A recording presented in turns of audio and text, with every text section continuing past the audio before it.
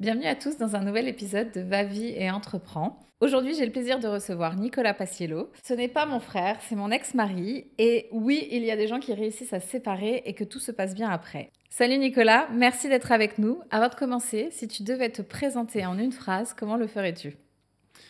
Salut Jennifer. Si je devais me présenter, je dirais que je m'appelle Nicolas, je suis pâtissier et pâtissier heureux. Alors pour commencer, est-ce que tu peux raconter à nos auditeurs ton parcours et comment tu en es arrivé là où tu en es aujourd'hui? Alors, mon parcours, est-ce que tu as le temps? J'ai le temps, même si moi je le connais très bien. Ouais, alors mon parcours, je suis originaire de Lorraine, donc j'ai fait mon apprentissage à Forbach, j'ai fait 5 ans d'apprentissage dans la même pâtisserie, donc chez Christophe Greff à Forbach, CAP, mention complémentaire BTM, tout dans la région. Et puis en sortant de BTM, j'ai eu l'opportunité, la chance, comme on veut, de pouvoir intégrer les équipes de Fauchon Paris, alors que j'étais jamais allé à Paris à l'époque. T'as Bon, une bref. bonne anecdote sur ça quand tu es arrivé à Paris. Ouais, j'en ai plein des anecdotes. Vraiment, déjà c'était, on était au restaurant tous ensemble, dîner de fin de promo. La prof qui demande à tout le monde un peu ce qu'on faisait en septembre. Moi, je faisais rien, il me gardait pas. Et devant moi, elle prend son portable, elle appelle du coup le chef de chez Fauchon. Elle me donne son numéro. Le lundi, j'appelle et 3 semaines après, je me retrouve Et à qui était ce Paris. chef à l'époque? Donc c'était Christophe Adam.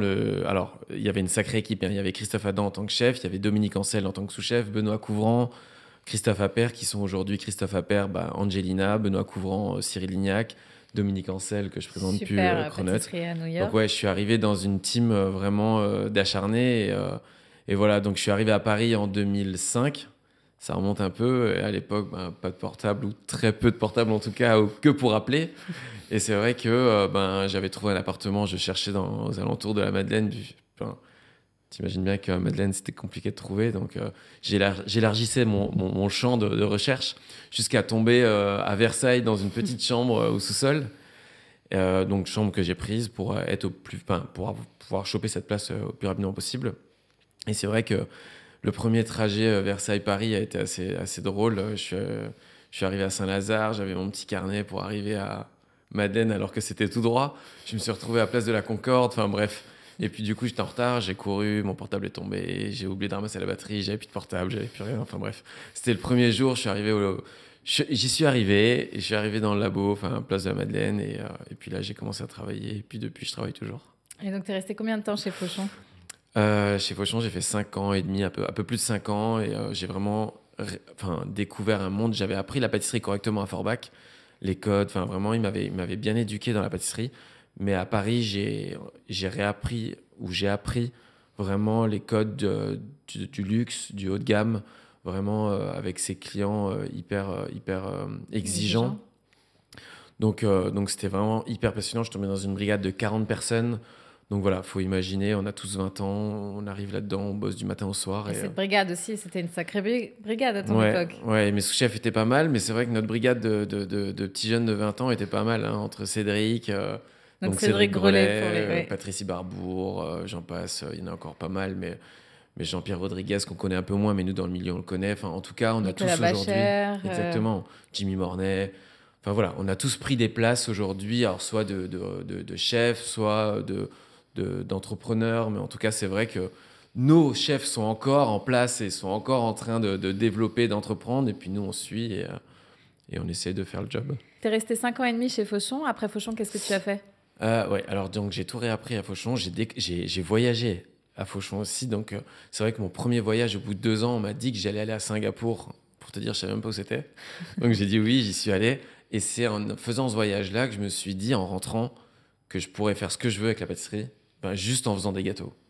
Bref, donc j'ai continué mon Parce qu'il faut parcours. quand même mettre d'un contexte. Tu viens vraiment d'un tout petit village, si on peut Ouais, appeler ça un je viens village. j'ai un village qui s'appelle Eutin, à côté de Forbach, et que à l'époque, ou même encore maintenant, mais à l'époque, le travail, c'était de la sécurité, et on voyageait, on partait pas comme ça du jour au lendemain. Moi, quand j'ai dit ça à mes parents, ils m'ont laissé partir sans problème. Parce que Mais tu c'est- vian d'une famille qui n'est pas du tout de ça. Ta maman Non, était non. assistante Ouais, mon maternelle. père Ton père... était ambulancier, taxi et tout. Ils ont toujours fait le même boulot. Eux, ils travaillaient pour gagner de l'argent. Alors oui, il était passionné, ils ont monté une entreprise, mais voilà, je sais pas d'où j'ai eu ça, mais en tout cas, quand on m'a proposé cette place à Paris, 3 semaines après, je me suis retrouvé là-bas. Et c'est vrai que je sais pas, je me suis rendu compte que voilà, avec ce métier-là, en faisant des gâteaux, ce que j'aime, je pourrais faire ce que je veux.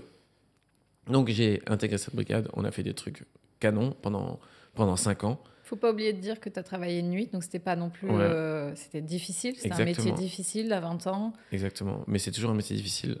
Mais disons qu'aujourd'hui, Mais tu as une contrepartie en que fait, tu n'avais pas à 20 ans exactement. quand même. Quand on m'a proposé cette place à Fauchon, donc ouais, effectivement, il faut remettre dans le contexte. Donc j'ai Christophe Adam au téléphone qui me dit OK, quand t'es dispo, je lui dis dans 3 jours, mais il me dit mais t'habites où à Forbach? Oh mais c'est pas grave, je serai là dans 3 jours. Il me dit ben viens dans une semaine, je dis OK.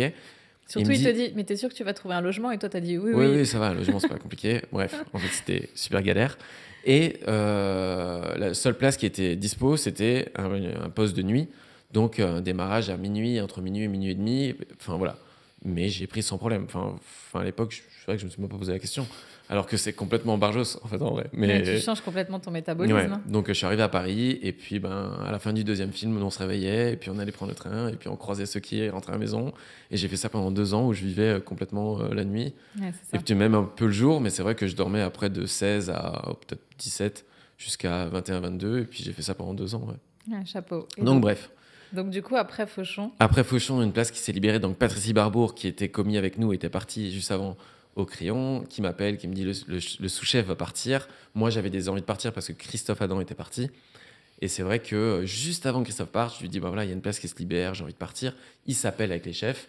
Donc, Jérôme Chaussès, à l'époque, qui est chef Exactement. pâtissier aux côtés de... Christophe Arrache, en cuisine. Non, à l'époque, c'était encore... Non, t'as pas connu Piège, toi? Non.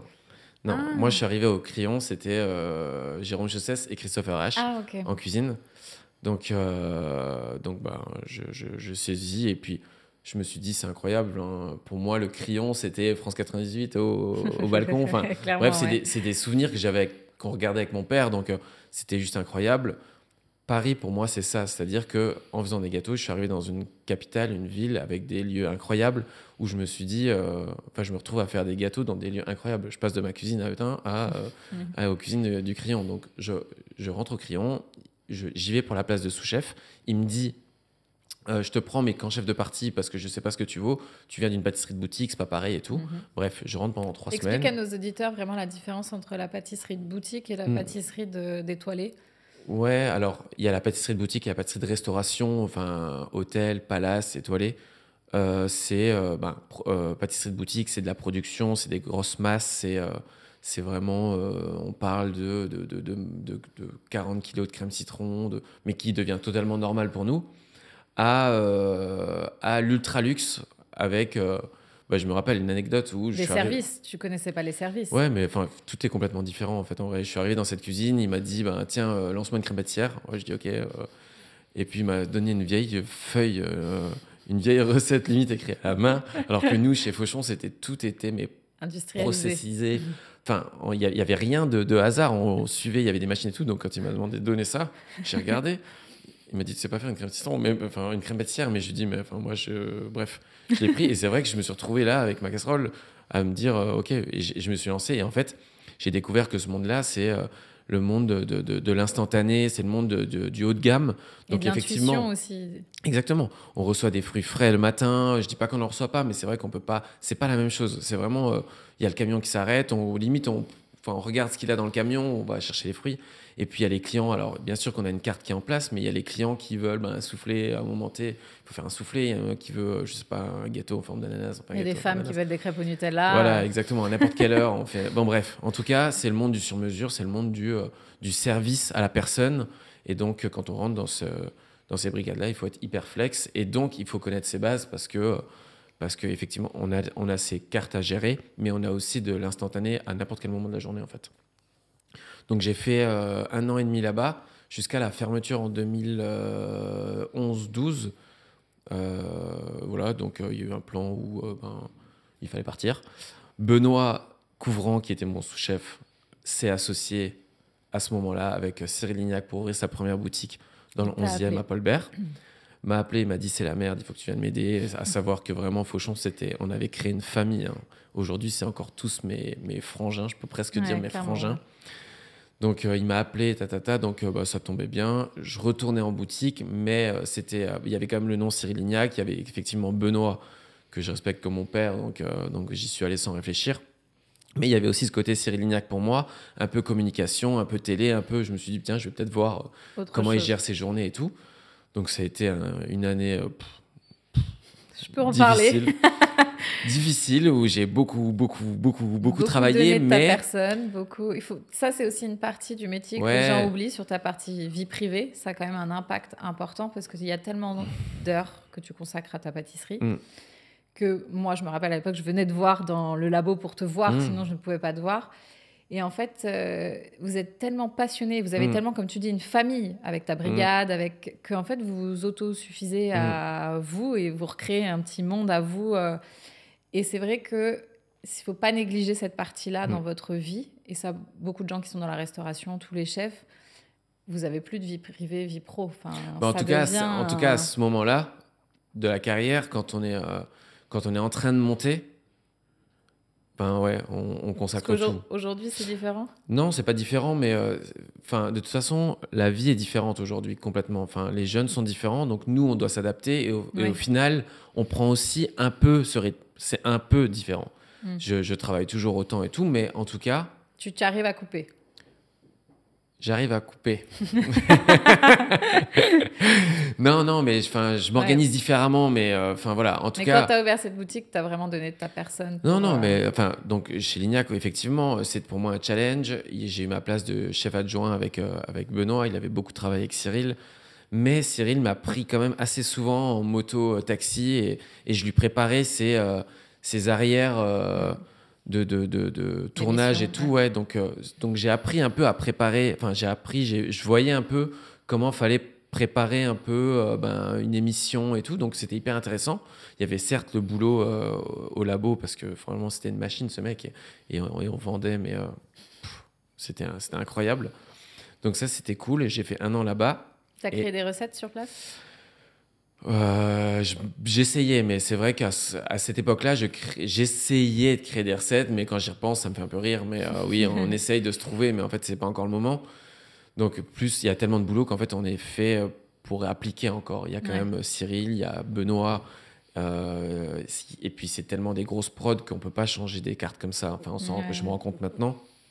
Donc là, vraiment, j'ai appris à avoir ce côté un peu communication, aussi à gérer tout un labo de A à Z avec de la boutique jusqu'aux économas et tout. Donc ça, c'était assez cool. C'est passé assez vite 1 an, mais c'est vrai qu'au bout d'1 an, j'ai eu envie de retrouver un peu ce goût. T'as fait qu'1 an là-bas ? J'ai fait qu'1 an, je crois, là-bas. Un peu, je sais plus au juste. J'ai l'impression que ça va durer. Ouais, mais 1 an, ressenti 5. Oui, on parle beaucoup comme ça, c'est un peu comme les chats, nous, tu sais, les années. Tu vois, moi, je vais être à 75, là, je pense. Tu m'aurais demandé, j'aurais dit effectivement 5 ans passés là-bas. Ok, donc 1 an là-bas. Et ensuite, là, je me rappelle très bien cette période-là, tu as eu une envie d'autre chose. Et surtout, la restauration t'a manqué. Ouais, en fait, ce qu'il faut aussi, alors je le dis maintenant, mais ma carrière, ça a été comme, j'aime bien le dire, c'est comme une gare. J'ai toujours été dans une gare. Il y a plein de trains qui sont partis et j'en saisissais un. Et j'essayais d'aller au plus loin. C'est une très belle métaphore. Ouais, j'aime bien utiliser celle-là parce que... Mais dans cette métaphore, quand c'est pas le bon train, faut pas attendre trop longtemps pour sortir parce que sinon, le retour, il est long. Tu m'étonnes. Et souvent à pied. donc voilà, c'est pour... Mais bon, en tout cas, j'ai jamais de fallback. Je me suis jamais dit j'irai à Paris. À Paris, je me suis jamais dit j'irai chez Fauchon. Je suis arrivé chez Fauchon. Fauchon, je me suis jamais dit tiens, maintenant il faut que j'aille en palace. Je veux aller. T'avais pas d'objectif. Toi, t'es arrivé dans la vie. Ouais, et t'as pris mais ce qui venait. c'est parce que tout allait tellement vite et en fait, je saisissais et j'étais tellement concentré dans les tâches qu'on me donnait à faire que je me disais pas tiens, je fais ça, mais qu'est-ce que je ferai après ? Non, mon but c'était de faire ça correctement. Je le faisais correctement, même mieux que correctement. Et c'est peut-être ce qui a amené après à ce qu'on m'appelle en fait pour venir. Donc, j'ai toujours essayé d'être le meilleur parce que ma mère, elle m'a toujours dit tu peux faire pâtissier, mais essaye d'être le meilleur. Donc, voilà, j'essaie encore d'être le meilleur. Je pense que ça y est, t'as plus rien à prouver, mais c'est bien que tu t'en rendes compte maintenant. Donc, parce que c'est exactement ça. À l'époque, toi, on était très différents sur ça. Moi, j'étais toujours dans l'avenir, et toi, tu étais toujours dans le présent, et tu avais du mal à te projeter, etc. Mais en fait, j'avais pas de mal, je me projetais pas, en fait. Oui. Non, je me projetais pas. Je vivais à fond le moment. Et puis après, c'est effectivement quand je prenais une décision. Et Là, qu'est-ce qui a changé parce que maintenant, tu as l'air de dire que tu es un peu différent. Il y a quelque chose, un moment non, je pense que clé. c'est pas différent aujourd'hui. Je pense que c'est pas différent et je pense que j'en morfle un peu encore. Ah, J'essaye ok. maintenant de me projeter, mais je pense que je suis encore trop dans le présent. Ok. Ce qui me permet pas, mais ça, on en parlera après Ouais, peut-être. après, par rapport, ouais. Mm. Mais du coup, oui, après, donc, tu décides de te lancer le challenge de ta vie, quand même. Ouais, Parce que c'est une belle histoire à raconter sur les échecs et rebondir. Je trouve ouais. que tu es sur la résilience, tu es la personne Mm. la plus incroyable sur ça. J'ai beaucoup appris à tes côtés. Tu vas postuler pour une place de chef. Mm. Bah, Christophe Adam, qui était mon chef, qui connaissait Stéphanie Ekelec, que je croise comme d'habitude, c'est l'histoire de ma vie, que je croise et qui me dit voilà, tu veux pas retourner en hôtellerie, j'ai une place pour toi, patati patata, bref, il me monte la tête. Et puis moi, une fois qu'on me met une idée dans la tête, voilà, généralement j'y vais à fond. Tu as Et du puis- mal à y aller, mais quand tu vas à Ouais, fond. j'y vais à fond. Et effectivement, donc il m'a présenté Stéphanie qui réouvrait le Prince de Galles après 2 ans de Fermeture, travaux ouais. et qui sortait d'être gagnante de Top Chef, donc il prenait sa première place à Paris, donc que j'ai rencontré pour la place de chef pâtissier. Ça a été un sacré truc aussi. donc Donc, tu as euh, dû préparer ta première carte. ouais, alors surtout j'ai passé un casting, une espèce de testing de la mort. Vraiment, c'était un Ah ouais. concours que j'ai préparé la nuit quand j'avais fini ma journée chez Lignac. J'allais chez Fauchon parce que j'avais encore des contacts, donc je m'entraînais chez Fauchon. Et là, il y a tout le monde qui venait m'aider, tous les potes et tout, parce que j'ai présenté le jour J juste du testing pour cette place. Vraiment Une carte un entière. concours, ouais, un concours pour au final pas l'avoir. Pour au final, elle t'a adoré. Ouais, elle m'a adoré, mais elle m'a dit écoute, tes desserts à assiette, c'est pas du tout ça. Et puis moi, voilà, J'ai j'ai un quand peu même peur, un objectif. ouais. Non, mais elle a dit j'ai un objectif concret. J'ouvre un restaurant, je veux une étoile, je veux même plusieurs, mais en tout cas, la première année, je veux une étoile. Donc, t'es très bon sur tout le reste et ça se voit, ta partie production et tout. Puis ta passion, elle a adoré la manière Exactement. dont tu parlais Voilà. des gâteaux. Et puis le feeling est passé et tout. Mais les desserts à l'assiette, c'est pas ton truc. Donc j'ai un chef, j'ai quelqu'un finalement qui va prendre cette place, qui est Yann Couvreur, que je connaissais pas à l'époque. Mais je te crée Lui, il pêchait là où toi, t'étais Exactement, excellent. exactement. Donc, il avait les desserts à l'assiette, c'est ce qu'elle voulait. Mais effectivement, dans un hôtel, ben, il y a la partie tea time, il y a la partie petit-déj, et c'est vrai qu'on faisait tout, Milliardise, exactement. Et je pense qu'elle a vu en moi ben, un peu voilà, cette force de production et d'exécution. Yann était fort en création, puis nous, on refaisait derrière. Donc, elle m'a dit, il vient avec son sous-chef, j'avais qu'une place de sous-chef, mais si tu veux, je te crée une deuxième place. Donc là, j'ai dit, enfin, voilà, j'ai Bah dit... là, l'ego en prend un coup. Parce que du coup, Ouais, alors déjà, dur c'est un quand échec même Ouais. parce que jusqu'à là, ça faisait quand même déjà 10 ans de métier et que jusqu'à là, tout me réussissait un peu. Enfin, voilà, à Fauchon, ça marchait bien, à Forbach, ça marchait bien. Bref, j'avais pas d'échec. Enfin, et c'est vrai que j'y suis allé un peu confiant et quand je l'ai pas eu, ben, c'est vrai que c'est quand même une remise en question. On a l'impression d'être regardé quand même par tout le monde, par tous les potes et tout. Et ben on l'a pas et au final ben je remine pas longtemps mais je remine un peu et j'accepte quand même cette place de sous-chef en me disant ferme ta gueule, va apprendre et puis tu verras, c'est vrai qu'il te manque cette partie-là, lui est fort là-dedans, regarde ce Tu qu'il as des fait, choses à apprendre. apprends et ta gueule. Donc j'y suis allé, j'ai fermé ma gueule, j'ai bossé, j'ai regardé ce qu'il faisait, il était effectivement très très fort dans les goûts, très fort. Ben, Après, t'as quand même, de mémoire, tu avais quand même créé plusieurs de ces gâteaux. Il t'avait laissé la main sur oui, la oui, bah, création. il y a eu alors là, j'ai commencé vraiment à être autonome, bah, comme il était jamais là. Et s'il m'écoute, Mais lui, il on en aimait la rigolera. com. Voilà, il était très fort dans la com, il était très fort en créa, mais c'est vrai que la grosse prod, c'était pas son truc, ou la prod, c'était pas son truc. Et Il du avait coup, l'honnêteté de le dire. non, mais il voilà, était- on en rigolait beaucoup, mais c'est vrai que bah, du coup, il nous mettait les intitulés de dessert, et c'est vrai que et c'était cool. Bah, du coup, nous, on lui présentait des choses, ça nous préparait déjà à créer des desserts, et ça avançait comme ça. Donc effectivement, c'était ses desserts. J'ai créé des desserts, mais c'était ses desserts. Même avec Stéphanie, elle m'a mis vraiment. Stéphanie, aujourd'hui, c'est ma mère de métier, Ah ouais, vraiment. clairement, ouais. C'est quelqu'un qui a toujours été dur avec moi et qui m'a fait évoluer. Mais elle est dure avec elle-même. Et du coup, c'est vrai que plus on est à ses côtés, plus on évolue. Et on tient le temps qu'on tient, en fait. Mais c'était une très belle histoire avec elle, parce que du coup, j'étais sous-chef donc, pendant 1 an et demi. Et il se trouve que l'hôtel La Réserve, donc de Michel Rébier sur les Champs-Élysées, va ouvrir. Jérôme Banquetel, le légionnaire incontesté de la cuisine française, qui passe pour un tyran pour tout le monde. Donc, il a du Viens mal me chercher. Ouais, il a du Viens me mal à chercher, recruter. exactement. Ah, je me rappelle très bien. Il n'arrive pas à recruter son chef pâtissier. On m'appelle, on me dit Jérôme Banquetel, il veut te voir. Et alors, je me dis ok, super. En plus, ça commençait un peu à me gonfler un peu D'être sous-chef. Bah, Hein. c'est cool d'être bossé avec Yann, mais c'est vrai qu'il était quand même jamais là, quoi. Donc on se tapait vraiment toute la prod et puis ça devenait un peu chiant. Et puis je sentais que je voulais monter, mais ça marchait pas. Donc j'ai essayé des tentatives, j'ai essayé de dire à Stéphanie, mais bon, elle était bloquée aussi et elle pouvait pas mettre 2 chefs. Bien Bref. sûr, ouais.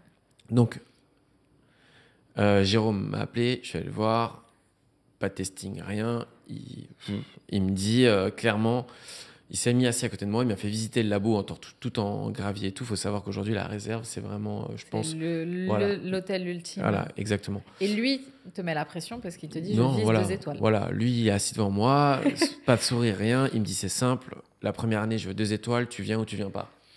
Bon, moi, je dis quoi? Je viens. Mais après, maintenant qu'on le connaît de l'autre côté, il est tellement... Ouais. C'est un nounours, c'est non. un mec génial. C'est toujours pareil, en fait. Stéphanie, c'est quelqu'un de génial. Mais elle est quand même plus solaire que Jérôme au premier abord. Ouais, mais au final, ils ont tous... Cyril Lignac est super. Mais c'est des mecs, pour avancer, on est obligé d'être comme ça. Moi, je vois aujourd'hui. Pour atteindre l'exception, ouais. Voilà, il faut savoir faire les deux. On peut pas défoncer toute la journée, mais à un moment... c'est notre nom qu'on a sur le papier. Donc il me dit ça, et puis moi je lui dis ok. Alors je baisse mon salaire, je lui dis ok. Tout le monde me dit va pas chez lui, c'est un fou. Et puis moi j'y vais. Donc j'y vais, je rentre à la réserve. Donc première place de chef pâtissier à la réserve sur les Champs-Élysées, c'est encore un truc de fou pour moi. Enfin je joue dans le triangle d'or de Paris entre voilà, et sans trop m'en rendre compte, mais c'est quand même assez incroyable. Là, on est dans l'ultra luxe, vraiment, c'est une grande maison, quoi. Il s'est pas fait un hôtel, il s'est fait une maison, Monsieur Rébier. Enfin, vraiment, c'est un truc de ouf. Et tu rencontres Monsieur Rébier. Voilà. Je rencontre Monsieur Rébier, et puis la première année, on fait vraiment... j'excelle dans mes desserts à l'assiette la première année. Et pareil, je passe 1 an, je suis avec un gars qui a sa chambre ici, donc Jérôme Banquetel dort. Je me rappelle très bien aussi. Dort dans l'hôtel. Donc moi, j'aimais bien bosser, beaucoup bosser, mais lui bossait encore plus que moi. Donc c'était un truc de fou. Donc on attaque, je lui présente les premiers desserts, et c'est vrai que lui a toujours aimé mes desserts. Il m'a toujours dit, le seul problème que j'ai avec toi, c'est que j'ai pas l'impression d'être chez moi. Donc c'était assez cool. Parce que d'habitude, il avait son mot à dire sur les desserts. Ouais, il a toujours eu un pâtissier avec lui. lui. Voilà, où il était avant, sans de Reims et tout. Il a toujours eu un pâtissier dans sa cuisine. Et c'est vrai qu'il a toujours eu un mot. Là, pour moi, j'ai toujours bossé pour un chef. Ouais. Je fais toujours valider. Et puis, de toute façon, pour moi, c'est logique. C'est la suite d'un menu. Bien sûr. Un chef pâtissier qui impose ses desserts, ça peut risquer de pas avoir une continuité. Donc, pour moi, on crée, c'est nos desserts, ils nous mettent en avant. Mais le mot final, pour moi, c'est quand même... lui. Si lui, il aime, c'est-à-dire que ça suit son dessert. En tout cas, sa carte. Et puis là, ça marche super bien. Il voit que je bosse, il voit que je fais des beaux desserts. Tous ses potes chefs viennent. Cyril Lignac revient goûter les desserts. Bref, tout le monde est content de moi. Tout le monde est content de moi. Tellement que tout le monde est content de vous, vous allez avoir dès la première année. Ouais. Alors, moi, j'ai une carrière de fou. C'est-à-dire que vraiment, je cherche la merde. Donc, c'est vrai qu'on démarre et au bout de 6-7 mois, donc Stéphanie vient quand même goûter. Parce que quand je suis parti du Prince de Galles, elle m'a pris dans le bureau, elle m'a dit « Vraiment, je suis deg que tu partes. La médaille d'or aujourd'hui, c'est toi qui l'as. J'espère qu'un jour, on retravaille ensemble. » Bref, moi, j'espérais aussi. Je suis parti et c'est vrai qu'elle est vite venue goûter. Pas mes desserts, elle est venue goûter la cuisine de... Mais je pense qu'au fond, elle est venue voir ce que je faisais. Ouais, bien sûr. Donc, elle m'écrivait des messages le soir en me disant « C'est bien et tout, fais attention à ça. » Elle a toujours été quelque part. Tellement, petite parenthèse, tellement... qu'aujourd'hui, j'ouvre un pop-up au Galeries Lafayette. Quand je regarde, je me dis, qu'est-ce qu'elle va me dire? donc voilà, c'est des gens qui vous tirent toute la vie vers le haut, en fait. Bien sûr. Bon, bref. Et là, on se recroise, comme d'habitude, on se recroise à je sais pas, un event ou je sais pas quoi. Et elle me dit, bah voilà, Yann part, ouvre sa boutique et tout.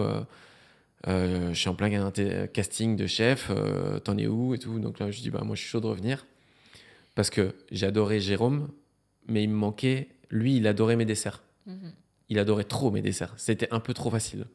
Oui, mais tu oublies de dire que vous avez eu 2 étoiles. Oui, donc je croise, on n'a pas encore des étoiles, je Ah. croise Stéphanie, mais c'est vrai que lui m'a dit, tu restes au moins la première année, nanana, bref. Et là, je croise Stéphanie, et là, gros dilemme, parce qu'elle me dit, il faut que tu reviennes vite. Bien sûr, quand on se passe comme ça, c'est toujours tout rapide, ça peut pas... Et sauf que la date, c'est avant le Michelin, mais sauf que lui, Son objectif, son objectif ultime, ouais. c'est le Michelin, c'est 2 étoiles. Et il faut absolument pas que ça se sache qu'on perd le chef pâtissier Ouais, au bien mois de sûr. septembre. Donc je lui annonce comme ça au mois de septembre, il pète un boulard, bref, ça s'est passé vraiment, c'était vraiment violent parce que je comprends aujourd'hui. Donc je lui ai dit, écoutez, je reste jusqu'au bout, je crée les desserts jusqu'au bout et on va aller jusqu'au bout. Et après, une fois que c'est fini, je pars. On va jusqu'au bout, on a 2 étoiles. Le Sauvé. Graal, Même moi, ouais. je suis sauvé. Ouais, Et là, vraiment. ouais, le Graal pour lui, pour moi. Et donc je pars tranquillement Première place de chef, première ouverture. Première 2 ouverture, étoiles. 2 étoiles, vraiment des bons retours et des bons desserts qui m'ont marqué, quoi, vraiment, que j'ai aimé faire. Donc je repars, pas très loin, hein, je repars à un métro, avenue Georges V, au Prince de Galles, mais cette fois-ci en tant que chef. Donc ça, c'était assez cool. Donc en tant que chef, donc du coup là, j'avais directement, j'étais en lien direct avec la communication. Donc là, j'ai appris un peu ce monde de la communication. J'étais très proche de Stéphanie. J'ai sorti mon premier livre, j'ai fait une finale de meilleur ouvrier de France. Enfin, là, être avec Stéphanie, de toute façon, c'est se faire tirer vers le haut constamment. Donc moi, j'y suis aussi allé pleine balle en me disant, maintenant, à toi de jouer, tu as fait tes desserts là-bas, continue. Et j'ai tout de suite créé mes bûches, mes œufs, là où on est vraiment très regardé dans l'année. Et c'est vrai que ça a démarré hyper bien. J'ai commencé à prendre le virage un peu Instagram aussi, qui est important pour nous. Donc j'ai fait 3 ans là-bas qui étaient vraiment ouf avec Stéphanie jusqu'à obtenir 2 étoiles. Donc c'est vrai que si on fait un peu la synthèse de tout, j'arrive au Crayon 6 mois après, on chope une étoile. J'arrive chez Lignac, 6 mois après, il chope une étoile au 15e. J'arrive au Prince de Galles, on chope la première étoile ensemble, mais j'étais sous-chef. Ensuite, je vais à la réserve, on chope 2. Je retourne au truc en chope 2. Donc ta prochaine place de chef pâtissier dans un restaurant, c'est 3, quoi. Ouais, j'annonce à ceux qui veulent. Le contrat, il est prêt déjà. Donc, non. Donc, aujourd'hui, j'ai jamais couru après ça, mais c'est vrai qu'on travaillait bien. Il n'y a pas que moi, hein, mais je veux dire, c'est que c'était Bien sûr, avait une bonne l'équipe. équipe. Voilà. Et là, on a 2 étoiles. Le Prince de Galles décide de fermer le restaurant, du choix stratégique du groupe. Et Stéphanie part avec son concept, La Seine, ouvre son restaurant La Seine, me propose effectivement de venir. Mais j'avoue que j'avais monté en connaissances, en compétences, en manager. En fait, la boutique t'a manqué à ce moment-là, dans mon souvenir. Non, c'était pas que ça me manquait, c'était que retourner dans un restaurant et faire des desserts, c'était trop petit pour moi. Ah oui. Donc même si aujourd'hui elle a plein de choses, mais elle a mis un temps à faire tout ça. Bien sûr. Qu'aujourd'hui je voulais pas redémarrer tout ça en fait. Donc bien sûr c'était un pincement pour moi de lui dire non, mais je commençais à gérer beaucoup de choses. Donc je suis resté un peu au Prince de Galles, mais il y avait plus de restaurant.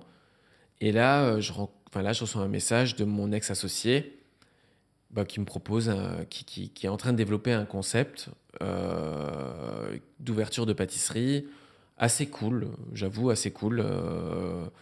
Un peu la pâtisserie que tu as envie de découvrir toi, la pâtisserie que tu aimerais ouvrir toi. Quand tu vas dans une pâtisserie, qu'est-ce que tu veux, qu'est-ce que tu cherches. Il était vraiment... le truc tenait un peu la route et tout, donc on s'est écrit 2-3 fois, on s'est vu. Le feeling, pareil, est passé et boum, je me suis lancé dans le projet là. Donc là, c'est un vrai tournant. Un vrai tournant, parce qu'à l'époque, tu ne te vois pas entrepreneur. Ouais, 6 mois avant, je t'aurais pas dit je vais ouvrir ma pâtisserie. Sauf que là, moi, une fois de plus, ce train-là est arrivé. Je pense que j'ai pris en maturité, j'ai grandi. Et effectivement, reprendre une place dans un restaurant me suffisait pas. Mais ce projet d'être entrepreneur, mais peut-être pas tout seul tout de suite, je me suis dit... Donc, tu bah, choisis quand même de t'associer à un financier, parce que lui venait de la banque, ouais, donc lui rien venait- à voir avec voilà. ton univers. Exactement, en me disant, on est complémentaires en fait. Moi, je gère mon truc, il gère son truc. L'argent, c'est pas mon truc, l'argent, c'est ton truc. Ouais, Chacun, lui, toi, c'est c'est... pas la pâtisserie, moi, c'est la Voilà. pâtisserie. Donc, voilà. Donc, c'est plutôt cool, ça se passe plutôt bien. Il me donne son dossier, je le modifie un peu, il accepte. Donc, c'est comme ça que ça part. Il me propose le nom, donc 5 Sens, j'adore. Je sais pas, je trouve ça cool, que ça colle bien, ça va bien. La pâtisserie, les émotions, 5 Sens. Enfin, bref, j'ai trouvé que c'était hyper bien. Sachant que quand même, parce que là, j'étais encore dans ta vie à ce moment-là, tu as eu beaucoup de propositions comme ça. C'est la Ouais, seule que tu ouais, as c'est vrai. acceptée. C'est vrai. Donc, une fois de plus, j'ai eu beaucoup de propositions de travail dans ma vie et j'en ai accepté que certains à certains Clairement, moments. ouais. Et ben, celle-ci, c'est pareil. C'est une fois de plus, je peux pas expliquer. C'est la vie, en fait. Je l'ai senti à ce moment-là, j'y suis allé. Et comme je disais, une fois que j'ai fait mon choix sur quelque chose, j'y vais. À fond, Donc ouais. là, j'ai dit oui, j'y suis allé à fond. Néanmoins, monter un projet comme ça mettait au moins 1 an et demi et je pouvais pas rien faire pendant 1 an et demi. Et là, la chance, ou pas la chance, une fois de plus, la personne qui était Sophie en marketing du Prince de Galles part au Fouquet's, Ouais. m'appelle, me dit voilà, je suis en train de refaire toute ma stratégie, je t'ai mis dedans, est-ce que tu es chaud de venir là, là, là. J'ai dit tout de suite, non, pas tout de suite, parce que je me dis Fouquet's, quand même vieux. Ouais. Puis, j'étais jamais allé au Fouquet's. Je traînais dans ce quartier depuis des années, mais c'est vrai que le Fouquet's m'a jamais vraiment attiré. Donc j'ai dit, faut toujours rencontrer les gens. Donc j'y suis allé. Et là, je suis tombé sur Pierre Gagnère. Parce que je m'étais dit, après tous les chefs que j'ai fait, quel chef va encore me tirer vers le haut? Ouais, Et là, bien je suis sûr. tombé sur Monsieur Gagnère, qui a le double d'âge de moi et qui venait des États-Unis, qui avait son entretien avec moi et qui repartait en Asie. Et là, je me suis dit, waouh. Et avec moi, il était avec moi, quoi. Donc, Ouais. et là, je me suis dit, ok, je vais aller là-bas. Donc, chef pâtissier, Fouquet's, Europe. Donc, les cartes, développer, partir avec lui direct à Abu Dhabi, au Louvre. Enfin, bref, ça a été hyper intense. Et à côté de ça, je développais Ta 5 pâtisserie. Sens, la Ouais. pâtisserie, avec William. Et donc là commence l'aventure entrepreneuriale pour toi. Ouais. Au début, tu te concentres que sur tes cartes, tu laisses quand même gérer ton associé sur la partie même créer la boutique, les architectes, tu te mêles quand même à toutes les discussions, mais c'est vrai que toi, ton but ultime, c'est d'avoir la boutique de tes rêves, en tout cas en Ouais, termes de propositions. C'est vrai que quand j'y repense maintenant, c'est vrai que je suis arrivé dans un cadre, j'ai envie de dire, un cadre ou une équipe où effectivement, moi j'étais pleine balle dans la pâtisserie, dans la créa, dans la com, et que si on s'enferme dans une boutique, et ça je me suis toujours dit, je ne prendrais pas une boutique pour m'enfermer dans un labo, en tout cas au sous-sol, et Bien sûr. pouvoir plus faire le reste parce que je fais que de la prod. Donc, mon réseau fait que je trouve quelqu'un, Alban, à ce moment-là, à mettre dans la boucle, qui avait postulé plusieurs fois au Prince de Galles pour être sous-chef. Et là, je l'appelle, je dis écoute, je monte mon projet, ça va être hyper cool, j'ai besoin d'un chef pâtissier de production, un peu comme moi, on était venu me chercher avant.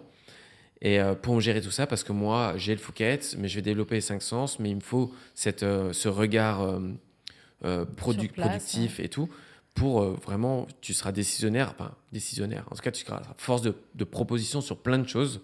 Il m'a dit oui direct, il m'a suivi direct. Et là, en fait, effectivement, moi, j'ai développé toute la partie carte, créa, tout ce qui va pouvoir coller avec la communication, l'histoire. Et donc, j'étais focus là-dedans. Exactement. Bien sûr, je donnais mon avis sur tout. Mais William avait sa partie finance, gestion d'entreprise, chef de projet employé, presque. Chef de sûr. projet. Parce que Recrutement, vraiment, monter une boîte comme ça, c'est avec tout le matos, les fournisseurs, bref, faut être chef de projet. C'est 1 milliard de trucs à gérer. Et puis moi, je valdinguais entre tout. Et puis après, on a ouvert les deux. Mais il y a eu le Covid. Donc, tu as ouvert dans le 15e. Ouais, j'ai ouvert. Alors au début, on a ouvert. Le modèle était de trouver en première couronne un espace beaucoup plus grand qui pouvait assumer jusqu'à 3-4 boutiques et un peu de B2B. Donc on a ouvert à Pantin. On a trouvé par hasard à Pantin. C'était pas, on n'a pas cherché là-bas, mais on avait un local qui était neuf. Donc on a dessiné notre labo. On a démarré là-bas. Donc, avec une boutique dans le laboratoire, plus une boutique à Saint-Charles, dans le 15e, rue Saint-Charles, dans le 15e. On a démarré comme ça, on a ouvert en novembre 2020, en plein deuxième Covid, et on a fait un carton plein. Mais quand je dis un carton plein, c'est qu'on s'est fait démonter. Donc, ça a duré une bonne année. Du coup, vous aviez de la trésor, donc vous avez fait du développement. Ouais. On a emmagasiné la trésor, en tout cas, je voyais, j'étais pas tout le temps, j'ouvrais plus mon Instagram que les comptes. Donc, je savais que, et puis moi, ma soupape, c'était lui. Oui, toi, tu t'es pas posé de questions de la gestion, les fonds de Voilà, roulement, la lui, il se trésor. demandait pas si les gâteaux partaient le matin ou non. Bien sûr. Oui, Donc, c'est le principe d'avoir voilà. un associé. Voilà. Oui. Néanmoins, Oui. la confiance. N'évite pas le contrôle. Donc, Mais à ce moment-là, faisant la pleine tu balle. fais full de confiance et lui te dit on va faire du dev, Ouais. comme ça on Ben fait non, de la dette. Parce qu'en fait, dans Voilà. le business, lui, ce qui était important en tant qu'ancien banquier, c'était de créer de la dette dans ton entreprise. Ouais. Parce que tant que ça marche très bien, que tu as beaucoup de trésor et beaucoup de rentrées d'argent, c'est le moment où tu peux lever le plus de dettes possible. Et ça permettait donc de faire du développement. Et si le business plan avait été bien exécuté, plus tu fais de développement, Ouais, bien plus sûr. tu fais du chiffre. Et plus tu fais du chiffre, plus tu peux rembourser ta dette. Sauf Ouais. que tu vas être Sauf que confronté... c'est presque un modèle start-up, ça. Oui. Les start-up dans la pâtisserie, en tout cas dans ce qu'on a monté nous, il y a une réalité derrière. Enfin, Ouais. à moins Une de trouver... réalité de marché. Voilà. En tout cas, on a créé une super marque. Enfin, vraiment, l'image de marque. Tout ce qu'on avait décidé, c'est sorti vraiment bien. On s'est tout de suite implanté au niveau pas au niveau, mais au milieu de tout le monde à Paris. Bien sûr. Donc, assez rapidement. Donc, ça, c'était cool. On a fait de la trésor et puis un business plan qu'on avait prévu en minimum 5 ans. Au bout de 2 ans, on s'est chauffé. Toutes les boutiques fermées à Paris à cause du Covid. Donc, on a récupéré des boutiques pour 3 fois rien. Et on s'est dit, OK, on lance de nouveau. Donc, Saint-Antoine dans le 12e et Boulogne, Jean Jaurès. Donc, ça te faisait 4 points de vente. Ça faisait 4 points de vente. On se lance là-dedans. Tac, tac, tac. OK. Alors, moi, c'était toujours... Moi, en prod, ça suit. Est-ce que toi, en finance, ça suit?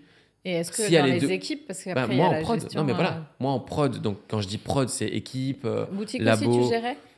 Boutique, j'avais quand même la main dessus. C'est vrai que c'est lui qui... Bon, on était tous les deux, on va dire, dessus, Ouais. parce qu'un chef gère quand même ses boutiques. Ok. Comme un chef cuisinier gère un peu le service aussi.